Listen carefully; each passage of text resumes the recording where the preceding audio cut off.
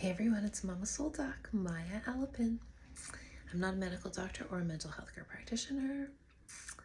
Summer's coming, more time with the kids. So this is a super, super important tidbit that I learned that I'm going to share with you about happiness in children, which is we have a very strong intuition, I think, to make our kids happy and to help them to equalize their emotions.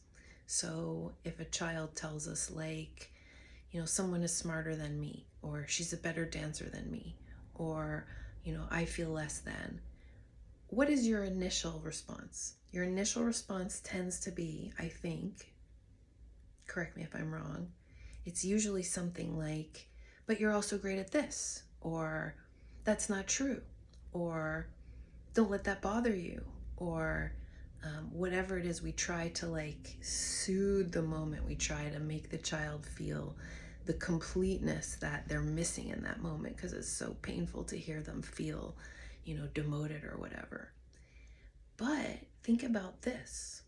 If that's always our habit as parents, then what we're telling the child subconsciously, subliminally, is it's not okay to express that you feel whatever it is that you just said. We should avoid feeling jealousy. We should avoid feeling that comparison. We should avoid that feeling of sadness. When the reality is, all of life is going to be like that. A person's entire life is full of problems, dejections, rejection.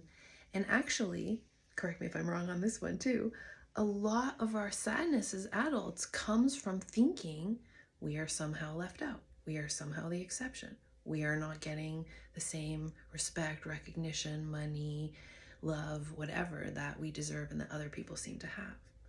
But where did that start? Where did that start? That feeling of, oh, I have to avoid that. Oh, I have to avoid that.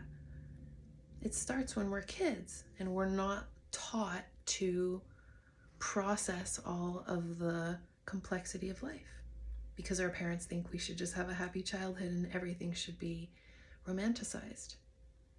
Now, of course, every family has dysfunction and every family has, problems and situations. So I'm not saying that everybody is, living in a rainbow village. But the children in those situations are picking up things without our encouragement to them that they can modulate or that they can process on their own. So if the children and adults are never given an opportunity to live with the feelings, then they're also deprived of the opportunity to learn how to rebound from them and how to move on and how to process their own feelings so that more can happen in their lives. So it's not our responsibility to make the kids happy.